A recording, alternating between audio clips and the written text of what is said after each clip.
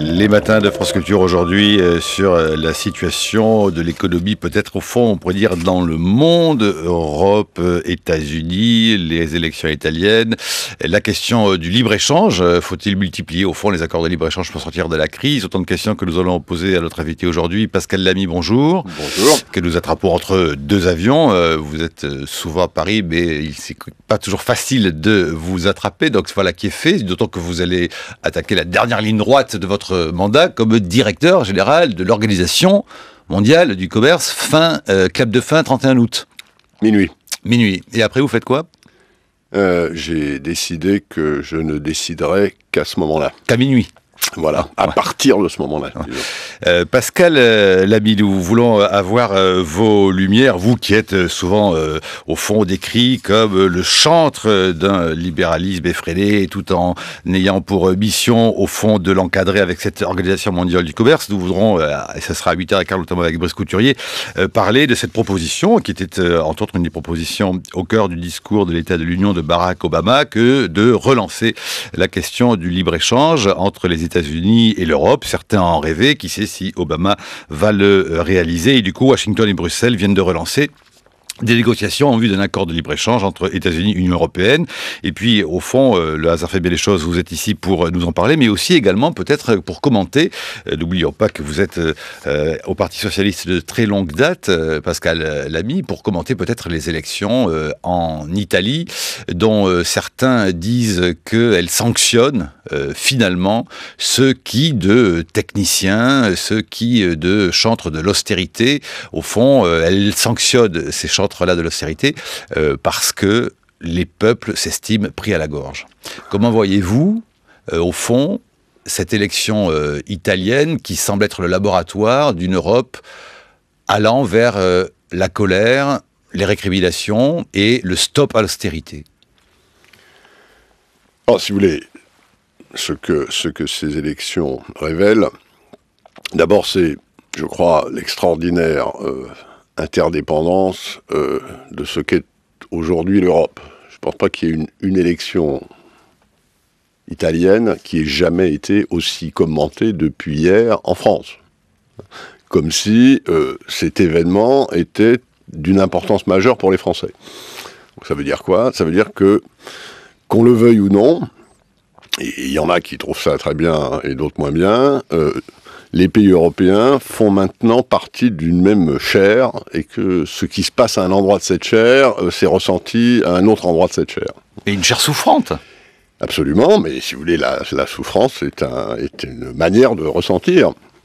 Bon, je crois que ça montre aussi ce qu'on savait depuis longtemps, que les marchés financiers et les électeurs ne disent pas toujours la même chose.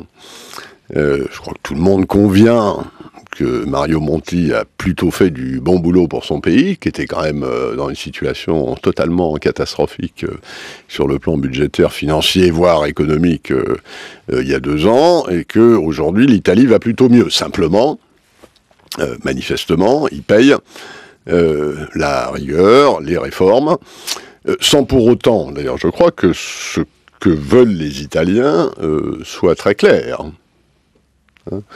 Quand vous regardez à qui ils ont donné leur confiance, la réponse est en gros à personne, ou en tout cas à des partis dont les positions sont tellement éloignées les unes des autres que c'est bien difficile de savoir ce que veut le peuple italien. Alors, qu'est-ce qui a été sanctionné? Sans doute Mario Monti, qui n'était pas un politique classique, hein, c'était pas ça, c'est un ami très proche, on a été commissaire ensemble à Bruxelles, je peux vous dire, jamais ça lui serait venu à l'idée qu'il serait Premier ministre en Italie. Donc c'est pas un politicien de carrière.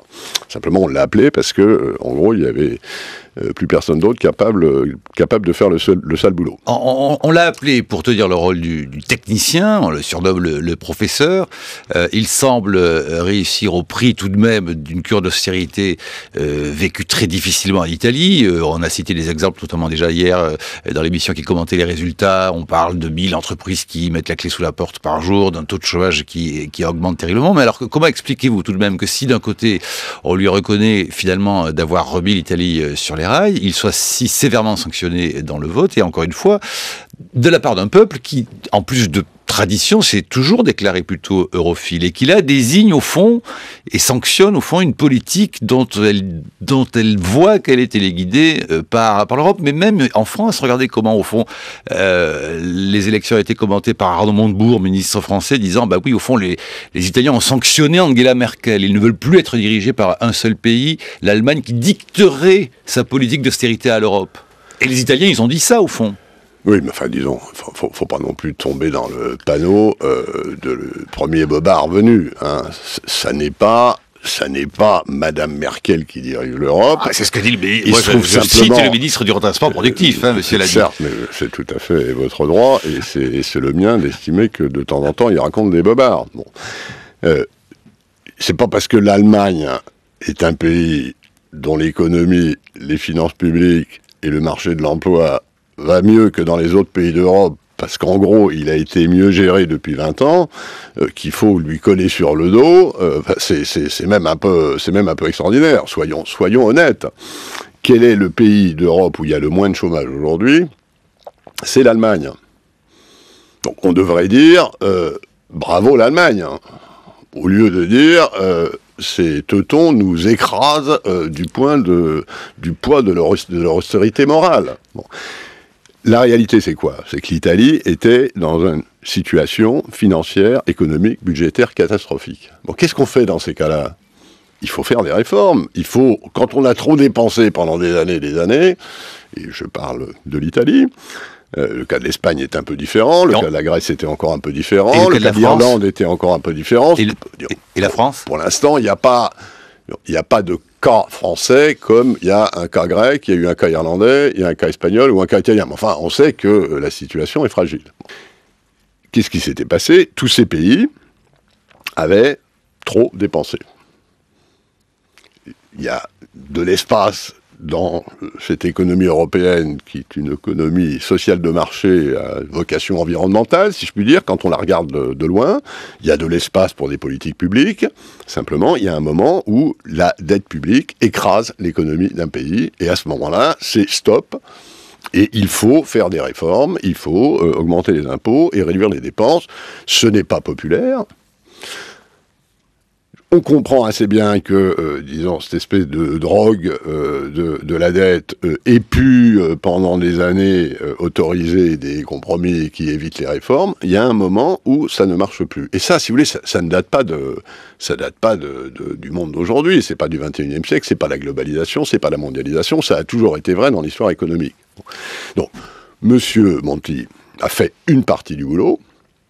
Pas tout d'ailleurs, hein. Il a probablement voulu faire plus, mais il s'est heurté à un peine un an, ou à peine un peu plus d'un an. Il s'est heurté à un certain nombre de résistances politiques, et donc, je crois que votre constat selon lequel les Italiens n'aiment pas une politique de rigueur est tout à fait clair, et d'ailleurs, il ne faut pas non plus s'attendre à ce que les opinions aiment une politique de rigueur.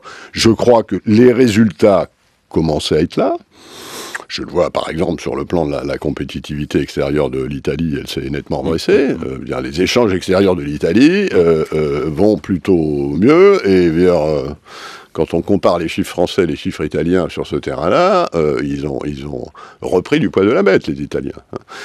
Mais c'est vrai que ces réformes sont difficiles, il faut les faire à long terme, et pour autant, ce qui compte en politique, c'est aussi ce qu'on veut. Il y a peut dire ce qu'on veut pas, mais il faut aussi à un moment dire ce qu'on veut. Et encore une fois, là, je trouve que on est en face d'une situation qui pose des tas d'interrogations. Et c'est d'ailleurs une des raisons pour lesquelles les autres Européens sont aujourd'hui très inquiets. Ouais. Alors, inquiets parce qu'il y a aussi, au fond, ce qu'on appelle la montée des populismes, mais peut-être davantage aussi, plus largement, une montée, une sorte de défiance vis-à-vis tout de même de ce que représente l'Europe, ce qui décide pour elle, et notamment, je repense à votre article au mois de mai dernier dans Le Monde, co-signé avec Jacques Attali, construisons une Europe de la relance, il faut activer le levier du fédéralisme. Les populations, les peuples européens, enfin sans généraliser, parce qu'encore faut-il distinguer l'Europe du Sud de l'Europe du Nord, mais en tout cas l'Europe du Sud semble tout d'un coup ne pas s'intéresser plus que ça et vouloir aller plus avant dans un fédéralisme qui est souvent associé, au fond, à un libéralisme oppresseur, et dont vous êtes un des représentants, Pascal Lamy. Non, j'accepte volontiers d'être dépeint sous tel ou tel trait. Je n'ai jamais été un apôtre de libéralisme au sens où vous l'entendez. Hein. Évidemment, vous voyez bien que je fais allusion aux nombreuses critiques qui peuvent vous être adressées dans la presse. Mais c'est tout à fait normal. Enfin, il y a la critique honnête, et puis il y a la critique qui consiste à peindre une espèce de raminagrobis, c'est-à-dire je n'aime pas ce raminagrobis. Bon, je ne suis pas un libéral au sens économique du terme. Je crois, comme d'ailleurs beaucoup de mes camarades socialistes dans le monde, disons comme 95% de mes camarades socialistes dans le monde. Je crois que l'ouverture des échanges est une chose qui est bonne pour le développement, bonne pour la croissance, bonne pour la réduction de la pauvreté, et si on a un certain sens de la justice sociale, c'est quand même ça qui compte. Pour autant, je pense que, et notamment dans le cadre européen, il y a un mix entre une économie de marché, des systèmes sociaux, des politiques publiques, et que cet équilibre européen qui est tellement spécifique sur cette planète. Hein. L'Europe est le continent où on dépense 50% des dépenses de sécurité sociale dans le monde. Hein. C'est un continent, de ce point de vue-là, très spécifique. Il y a une identité européenne, il y a une civilisation européenne dans le monde d'aujourd'hui, dans les équilibres, encore une fois, entre des préoccupations économiques, des préoccupations sociales, des préoccupations environnementales.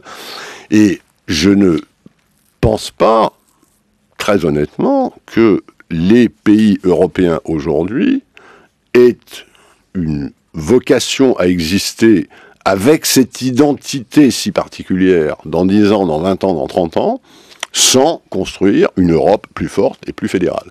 Alors, je comprends... Mais on n'en prend pas le chemin, hein. Je vois, vous êtes d'ailleurs, il y a un groupe à Bruxelles, groupe Spinelli, qui est justement réuni de nombreux Européens de tendances différentes, politiques, hein, de Verhofstadt à Cohn-Bendit, qui plaident sans relâche pour ce fédéralisme, mais encore une fois, il semble relégué maintenant à l'utopie lointaine. Non, je crois pas. Je crois pas. Si vous regardez les décisions qui ont été prises depuis le début de la crise européenne, sous l'angle de l'intégration européenne, l'Union européenne est plus intégrée, plus fédérale aujourd'hui qu'elle ne l'était il y a 3 ou 4 ans. Hein, les disciplines communes qui ont été mises en place, négociées et installées sont plus fortes du point de vue que ce que ça signifie de l'intégration. Alors, le problème, effectivement, c'est que si l'Europe n'est perçue que comme le garde-chiourme de discipline budgétaire et fiscale, ça ne va pas la rendre populaire. Garde sur la discipline budgétaire et fiscale qui pourrait mettre à mal, ce sont les inquiétudes qui se font, qui pourraient mettre à mal ce à quoi tiennent au fond peut-être le plus les populations, à savoir la question de la durabilité de l'emploi, mais surtout la protection sociale. Mais il faut, si vous voulez, encore une fois, je comprends ça très bien, et je reconnais qu'il y a, disons, danger pour les pro-européens à ce que, encore une fois, l'Europe ne soit perçue que comme un gendarme. L'Europe est un espace dans lequel on peut promouvoir de la croissance. On sait bien qu'en matière de recherche, en matière d'infrastructure, en matière d'innovation, en matière de services, il y a beaucoup de choses qui pourraient être faites au niveau européen et qui aujourd'hui ne sont pas faites. Mais pour quelle raison ? Si vous comparez la productivité de l'économie européenne à la productivité de l'économie américaine, sont assez proches. Il y a un endroit où les Américains sont nettement meilleurs, ce qui explique probablement 1% de différentiel de croissance, c'est les services. Donc, l'Europe peut faire beaucoup pour la croissance. Simplement, il faut une articulation, et il ne faut pas penser que l'on peut maintenir ce qui fait la spécificité du modèle européen, c'est-à-dire des systèmes sociaux sophistiqués et donc coûteux, sans davantage de croissance. Les Européens... Alors, vous tenez plus le discours que tient par exemple François Hollande quand il parle des questions européennes que celui tout de même de Mario Monti qui plaidait plus l'austérité. Il n'y a pas de mal à ça. Et Monti sait très bien que pour retrouver des espaces de croissance, pour retrouver des espaces, y compris aux politiques publiques, capables de stimuler la croissance, il faut que les finances publiques soient autrement qu'en faillite. Si vous voulez, regardons l'Europe du point de vue de Sirius. Les Américains ont fait différemment. Les Américains ont dit qu'il faut que les dépenses que le privé se désendette et laisse un peu filer la dette publique. Et les Américains ne sont pas encore sortis de l'auberge. Hein. Attendez de voir ce qui va se passer à la fin de la semaine sur les coupes budgétaires. Hein. La vérité, c'est que pour se payer ce qui est mon choix politique, des systèmes de sécurité sociale, d'éducation, de retraite, de mobilité du travail, de santé, de sécurité au travail, pour se payer tout ça, il faut de la croissance. Bien. La croissance, c'est quoi? C'est des ressources, les Européens en ont, c'est de la démographie, les Européens n'en ont pas aussi longtemps qu'ils ne reconnaîtront pas que l'immigration est un moteur de croissance à terme, et là, il suffit de regarder ce qui se passe aux États-Unis pour le comprendre, et c'est de la réforme de structure. Quand vous ne voulez pas faire la place à l'immigration pour augmenter le volume de votre économie, il faut faire des réformes de structure. C'est ce que Mario Monti avait commencé à faire, d'autres le font ailleurs. Je crois qu'il n'y a pas d'autre solution. Voilà, 8h16, l'heure de la chronique de Brice Couturier. Bonjour Brice. Bonjour Marc. Et donc au cœur de cette deuxième partie des batailles de France Culture, la proposition de Barack Obama, c'était lors de son discours de l'État de l'Union, de relancer le libre-échange entre les États-Unis et l'Europe. Et oui, Barack Obama, vous le disiez Marc, a profité de ce discours sur l'État de l'Union pour annoncer l'ouverture de négociations commerciales entre Européens et Américains. L'objectif, un partenariat global transatlantique en matière de commerce et d'investissement. Alors peu importe que les deux parties ne soient pas exactement d'accord sur ce dont il est question, les Européens semblent privilégier un accord de libre-échange, les Américains désirant quant à eux ajouter à cet accord commercial une dimension politique. L'essentiel, c'est le message. Si le premier mandat d'Obama a été marqué par une priorité donnée à l'Asie, son fameux pivot vers l'Asie, le second l'est par un désir de se rapprocher des Européens afin d'affronter ensemble la concurrence chinoise et celle des autres émergents. Alors selon José Manuel Barroso, qui s'est mis aussitôt au travail, cet accord de libre-échange euro-atlantique, dont la négociation prendra au moins 2 ans, devrait aboutir à la création de la première zone commerciale du monde. Union européenne et USA représentent encore 47% de la richesse mondiale dans le monde, un tiers du commerce mondial. Mais il faut reconnaître que leurs échanges mutuels ont eu tendance à régresser en termes de part de marché au cours des premières années du XXIe siècle. Il s'agit donc de les relancer. Alors la négociation ne portera pas tant sur les droits de douane qui sont légers entre nos deux blocs, plutôt sur les normes et les aides publiques. On pense bien sûr à l'agriculture, au duel entre Airbus et Boeing, à notre fameuse exception culturelle française et puis à la chimie qui est réglementée de manière bien plus sérieuse en Europe qu'aux États-Unis. Sur le site Project Syndicate, Javier Solana, l'ancien haut représentant à la politique étrangère et à la sécurité de l'Union européenne, se réjouit de la perspective d'un tel accord qu'il juge mutuellement bénéfique. On estime en effet qu'il vaudra à chaque partenaire un demi-point de croissance annuelle supplémentaire. Solana révèle aussi que ce type d'accords de libre-échange régionaux s'est multiplié dans le monde ces dernières années. Les États-Unis en particulier sont déjà en train d'en finaliser un avec leurs partenaires du Pacifique, Australie, Malaisie, Vietnam, Singapour, Nouvelle-Zélande, Chili, Canada et Mexique. Cet accord entrera en vigueur en 2015. Leur but aux États-Unis est manifestement de contrer l'essor commercial de la Chine en créant 2 zones de libre-échange complémentaires, côté Pacifique et côté Atlantique. Ce qui fait dire sur le même site de Project Syndicate à Peter Sutherland, ancien commissaire européen à la concurrence et surtout ancien directeur général de l'OMC, que la multiplication de ces accords commerciaux bilatéraux a pour conséquence un recul général du multilatéralisme. Car si certains États se voient reconnaître les conditions de la nation la plus favorisée pour l'accès au marché intérieur des signataires, cela signifie automatiquement que les autres, eux, sont discriminés. Tous les autres. Alors les mentalités ont beaucoup changé en 12 ans, les farouches dénonciateurs du libre-échange se font, reconnaissons-le, de plus en plus rares, tout le monde a pu constater l'enrichissement historique des pays asiatiques et sud-américains qui ont misé sur leur inclusion dans le commerce mondial et la pauvreté dans laquelle s'enfoncent au contraire les régions du monde qui en sont tenues à l'écart. Seuls 20% de la population mondiale vivait dans une zone commerciale ouverte en 1960, 90% de la planète aujourd'hui. Or précisément, c'est au nom de ces laissés pour compte que s'inquiète l'ancien directeur général de l'OMC. Si les accords bilatéraux progressent partout, dit-il, c'est que le cycle de Doha, qui visait à la conclusion d'accords multilatéraux, s'est enlisé. Il reconnaît l'efficacité de l'OMC en tant qu'organe de règlement des différends commerciaux, mais il s'alarme de sa perte de crédit en tant qu'agent de libéralisation du commerce mondial. Ce matin même, dans les Échos, je découvre que Zaki Laïdi signe une tribune qui va exactement dans le même sens. Il s'inquiète, en outre, Zaki Laïdi, de voir l'Union européenne se faire imposer des normes et des standards déjà négociés par les Américains avec leurs partenaires de la zone Pacifique. Alors, ce recul du multilatéralisme, cet enlisement du cycle de Doha, cette marginalisation de l'OMC, est-ce que vous les considérez, Pascal Lamy, comme des échecs personnels? Pascal Lamy. Donc il y ait dans le monde d'aujourd'hui plusieurs manières d'ouvrir les échanges, c'est le cas, ça a toujours été le cas.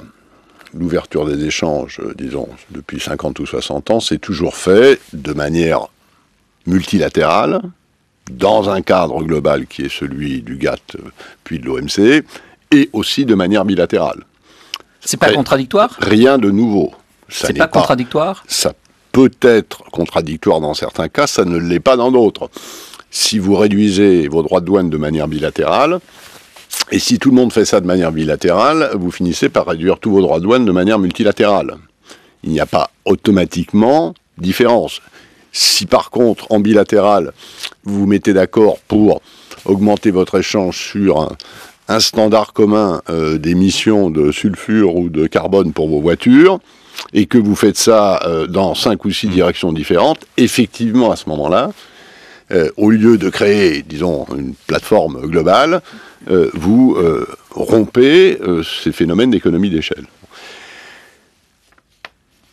Si vous regardez aujourd'hui les chiffres, 85% du commerce mondial se fait sous standard multilatéral.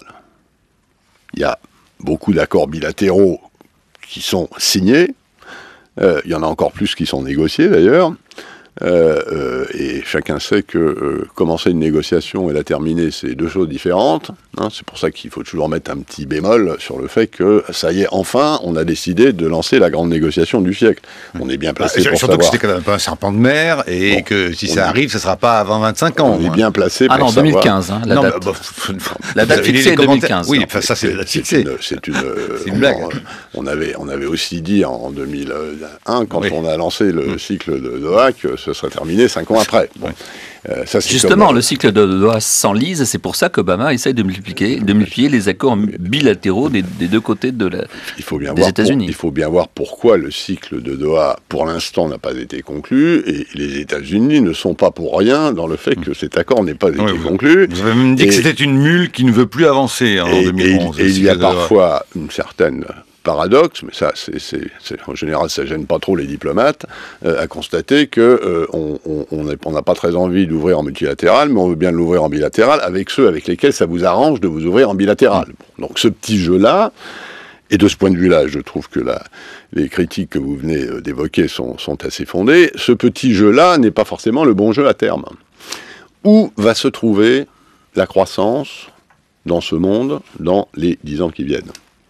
Elle va se trouver dans les pays émergents. Et dans les pays pré-émergents, les émergents, c'est la Chine, l'Inde, l'Indonésie. Aucun de cela d'ailleurs, né dans le projet transpacifique des Américains. Pas par hasard. Et après, c'est l'Afrique, qui est un continent en préémergence. Bien.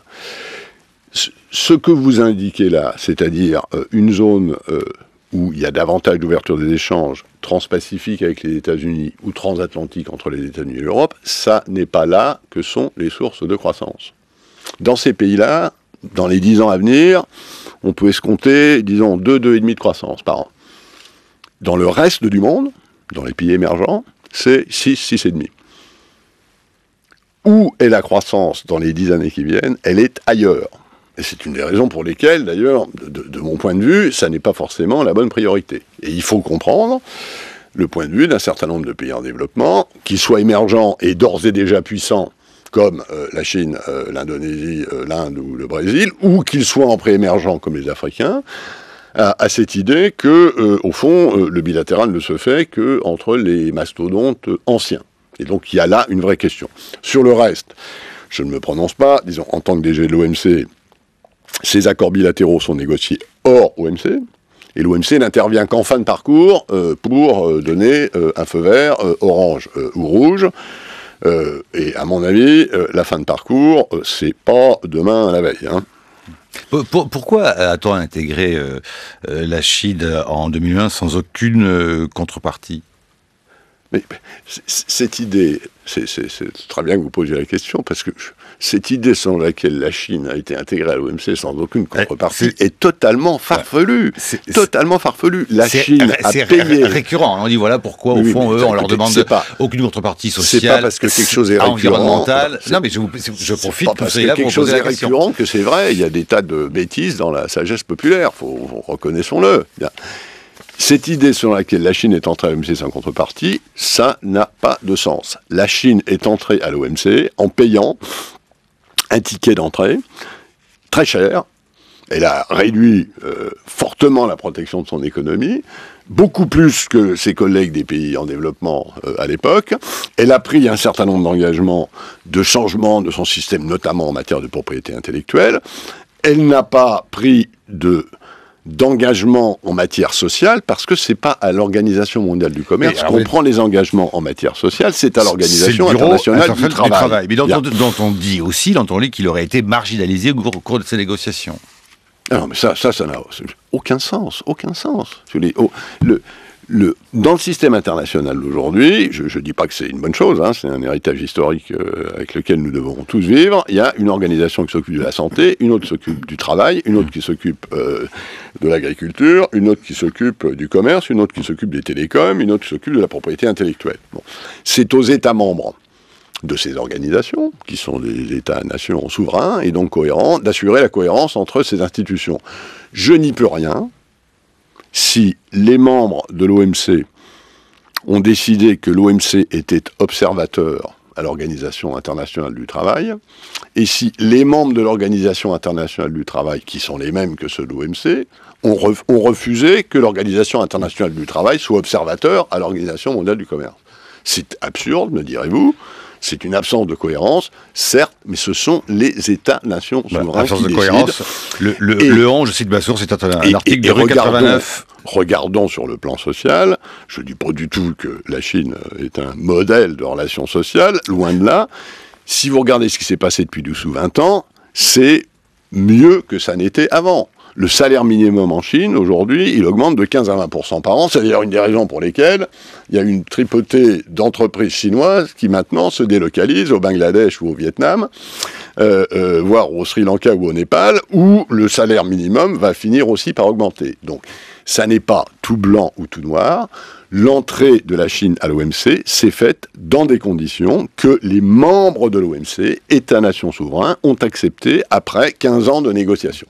Cette idée que la Chine est entrée dans l'économie mondiale sans en respecter les règles n'est pas juste. De temps en temps, elle se fait prendre à ne pas respecter les règles par les autres, comme les Européens, comme les Américains, comme les Brésiliens et comme les Indiens. Brice Couturier. Alors je disais, la richesse produite dans le monde par les États-Unis et l'Europe représente encore 47% du total, mais c'est en déclin continuel. Est-ce que le type d'accord que les Américains nous proposent, donc cette alliance transatlantique, ça serait pas une alliance, bon, il s'agit évidemment d'exclure la Chine et de la prendre en tenaille, comme dit Zaki Laïdi, est-ce que ça serait pas une manière pour l'aveugle et l'unijambiste de s'appuyer mutuellement pour protéger leur déclin commun? Est-ce que c'est pas un piège? Effectivement, vous nous disiez que la croissance de l'avenir, elle aura lieu évidemment du côté de l'Asie. Est-ce que s'enfermer dans un tête-à-tête avec les Américains est notre intérêt à nous, Européens? Est-ce qu'on n'aurait pas intérêt, au contraire, à regarder du côté du grand large? C'est une question, cher ami, qu'il faut poser au commissaire européen en charge du commerce qui s'appelle M. Karel de Gucht. Moi, je ne suis, en tant que DG de l'OMC, je ne peux pas distribuer les bons points et les mauvais points sur un terrain qui, en tant qu'Européen, en tant qu'ancien assistant de Jacques Delors à la Commission et commissaire européen vous-même. Je vous dirai très volontiers ce qu'on en pense hors antenne, mais il se trouve que j'occupe des fonctions qui m'obligent à une certaine réserve. Donc je trouve que votre question est tout à fait justifiée. Posez la question à Karel de Gucht. Échec ça complet, n'est pas seulement l'Asie qui est en émergence. Hein. C'est aussi l'Afrique. Alors l'Asie, pour beaucoup d'Européens, bon, c'est un peu loin. Hein. On n'est pas... L'Afrique est un continent qui va vers le milliard d'habitants, ce qui est à peu près, la taille chinoise ou indienne, hein, en très gros, et qui est aux portes du continent européen. Et franchement, là, je me place du point de vue global, et j'essaie de rester neutre. Si j'étais européen, j'attacherais beaucoup plus d'importance que les Européens ne le font à ce qui est en train de se passer du point de vue économique, social, politique en Afrique. C'est dans les 10, 20, 30, 40, 50 ans qui viennent, c'est fondamental pour l'économie européenne, la société européenne et la politique européenne. C'est très bien qu'on s'occupe de ce qui se passe en Asie, de ce qui se passe aux États-Unis, et ce sont des masses importantes de l'économie mondiale. On néglige de regarder vers l'économie africaine. Vous avez assez bien résumé ma pensée que j'essaie d'exprimer de manière aussi diplomatique que possible, même si, comme vous le savez, ça n'est pas mon école d'origine. Hein. Cela dit, Pascal Lamy et Brice, il faut bien voir que cet accord de libre-échange, il va tout de même se heurter à de gros dossiers, comme on dit, de gros domaines industriels divers et variés, comme par exemple la question de la politique agricole commune. Déjà, des voix s'élèvent pour dire que accord de libre-échange, oui, mais pas question que sous couvert d'être accusé de protectionnisme, l'Europe revienne sur notamment la question de la politique agricole commune, et puis de certaines normes sanitaires, de sécurité alimentaire, en pleine affaire de cheval dans les pattes, le sujet est sensible. Donc comment va-t-on négocier, et comment les Européens, et notamment les Français qui sont un peu le fer de lance de ces combats, vont-ils, et comment cela se négocie, assurer que l'on ne se retrouve pas avec un libre-échange déjà tel qu'il serait défini, avec du bœuf aux hormones non étiqueté bœuf aux hormones, les OGM dans les petits gâteaux, et puis le gros dossier, par exemple la politique agricole commune. Et le poulet lavé à l'eau de Javel. Alors, on peut en faire toute une liste. Hein. Et puis les industries culturelles. Mais d'abord la question de la PAC, qui est le plus gros différent que l'on peut avoir avec les Américains. Vous ne me ferez pas sortir de ma neutralité institutionnelle ce matin. Ça va être tour d'échelle. Ça va être à l'OMC d'encadrer ça. Ça passera à l'OMC le jour où ils auront fini de négocier. Et je peux vous dire que, comme je viens de le dire, c'est pas demain la veille. Mais sur ces sujets-là, il n'y aura jamais d'accord. Vous venez très bien. Et je suis très reconnaissant de la connaissance approfondie que vous avez de ces questions. Vous venez d'expliquer les raisons pour lesquelles j'ai donné à mon porte-parole, qui a été évidemment bombardé de questions sur savoir ce que j'en pensais, la consigne suivante qu'il applique scrupuleusement comme il se doit depuis 15 jours. Mon seul commentaire public sur cette affaire, ça a été « bonne chance » en français, « good luck » en américain. Parce que bon, c'est un des nœuds du problème, hein, Boris. Hein. Tout ce qui concerne les télécommunications, politique agricole commune, normes sanitaires, normes alimentaires. L'aéronautique, parce que les États, d'un côté Airbus et de l'autre côté Boeing, sont subventionnés à mort par les États et ils sont déjà en permanence devant l'OMC pour vous demander de trancher. Et on voit mal comment les Européens ou les Américains pourraient renoncer à continuer à subventionner à haute dose leurs industries aéronautiques respectives. Pascal Lamy, qui ne voudra toujours pas répondre. Non, mais je suis contraint à une certaine réserve sur ces questions en tant que DG de l'OMC. Mais les exemples que vous avez donnés, c'est vrai, c'est intéressant. Ça fait 25 ans que les Européens et les Américains n'arrivent pas à se mettre d'accord sur la norme de déchlorination des eaux qui servent à laver les poulets dans la production. Je ne parle pas du bœuf aux hormones, des OGM, de la protection des données privées. Donc, dans la mesure où ces négociations devront porter pour l'essentiel, non plus sur des obstacles classiques au commerce, comme les droits de douane ou les restrictions quantitatives, mais sur des discordances réglementaires qui souvent sont le reflet de préoccupations culturelles et sociales différentes, la dose d'harmonisation qu'il va falloir mettre sur le plan de ce qu'on appelle les préférences collectives entre les Européens et les Américains est considérable. Vous n'avez pas tendance à exagérer un peu ces difficultés pour mieux faire valoir votre propre rôle à l'OMC et votre dépit de voir que ces négociations vous échappent? Mais encore une fois, il y a des circonstances dans lesquelles ces négociations bilatérales conduisent à terme à davantage de multilatéral. Ça n'est pas forcément le cas et nous verrons au fur et à mesure de la négociation. Et encore une fois, l'OMC, elle ne se prononce qu'à la fin. Mais dans l'ensemble, ce n'est pas parce que vous établissez un accord commercial bilatéral que vos opérateurs vont forcément l'utiliser.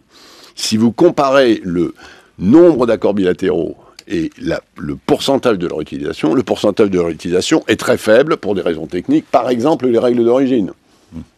Si je vous donne une préférence, vous allez exiger que ce qui vient de chez moi et va chez vous porte la marque de mon origine et pas celle de mon voisin. Ceci introduit des complications administratives absolument considérables. Donc il y a une grande différence entre la superstructure de ces accords et l'infrastructure de la manière dont ils sont utilisés. N'en faisons pas, encore une fois, un combat entre du blanc et du noir, entre du juste et du pas juste.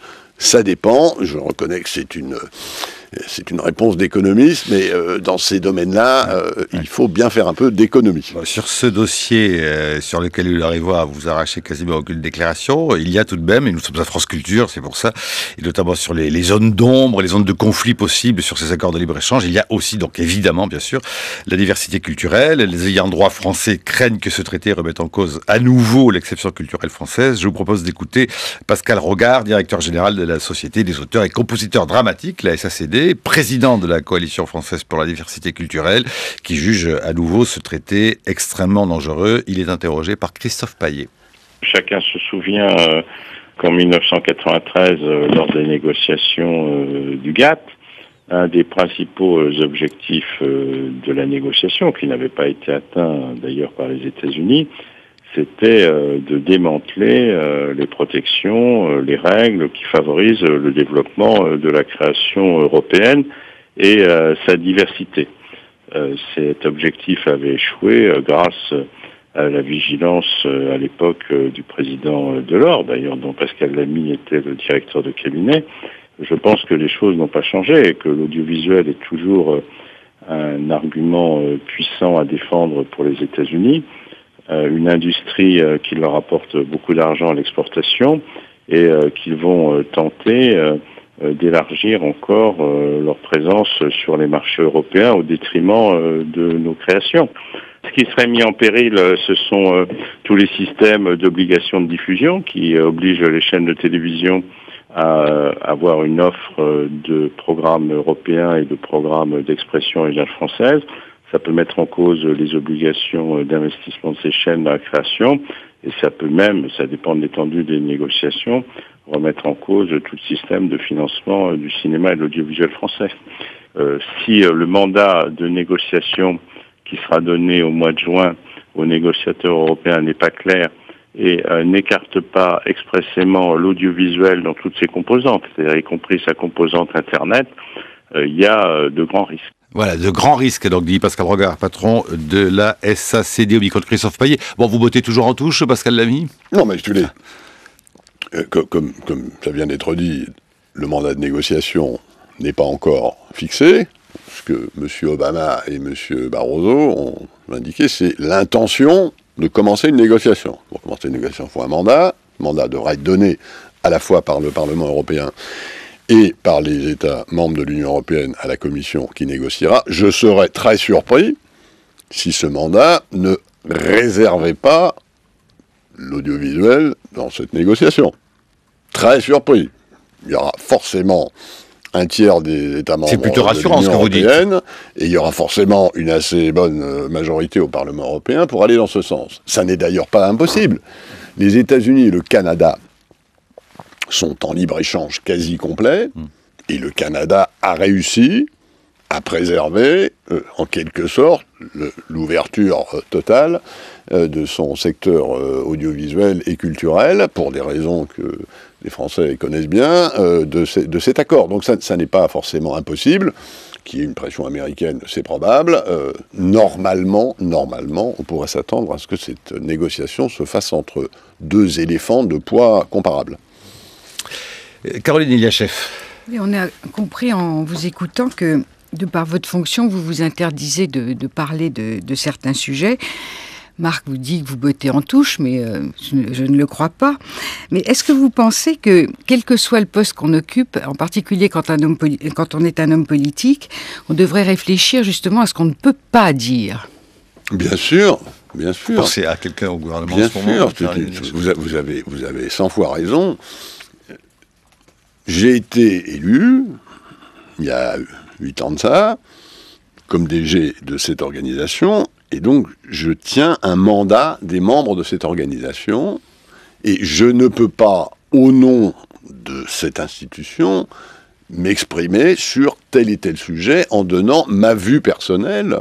Je suis dans une position institutionnelle.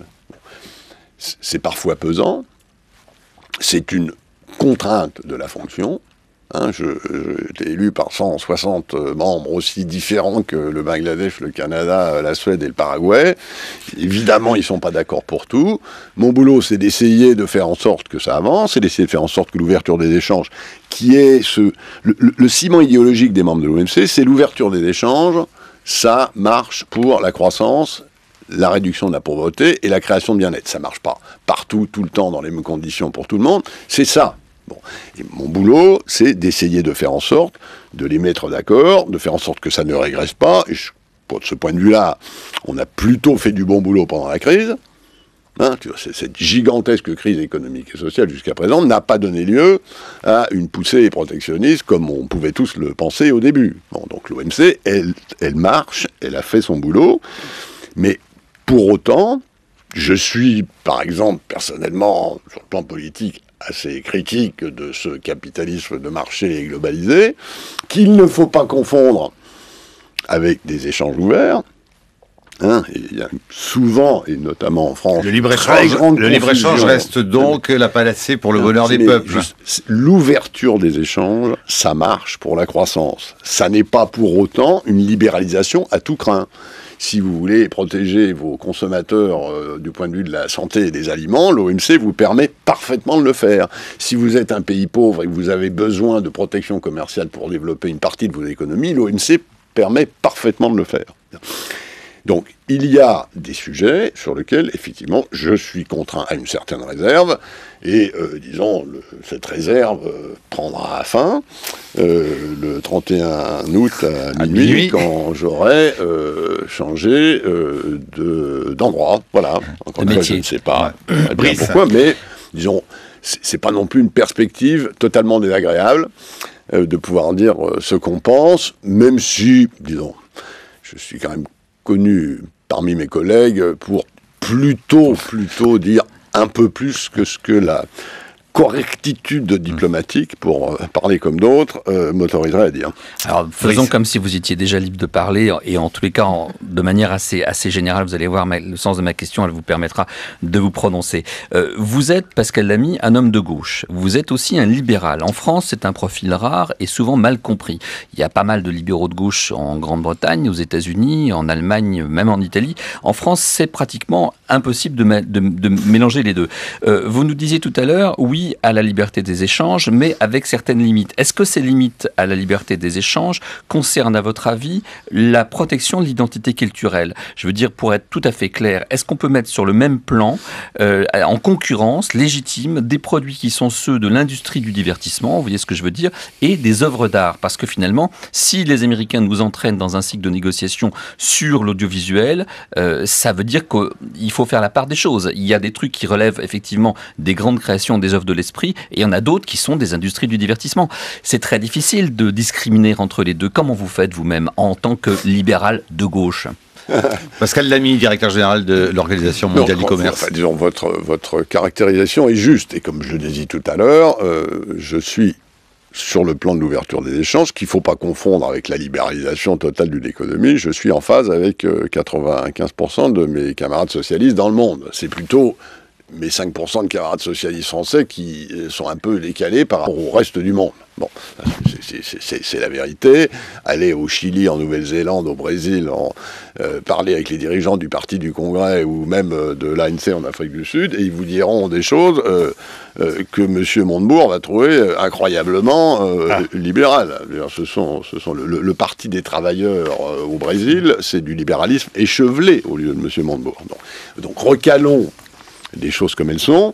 Vous avez tout à fait raison. Il y a des bénéfices à l'ouverture des marchés quand on crée des économies d'échelle pour fabriquer des chemises, des voitures ou des smartphones. Il n'y a pas de doute. Bon.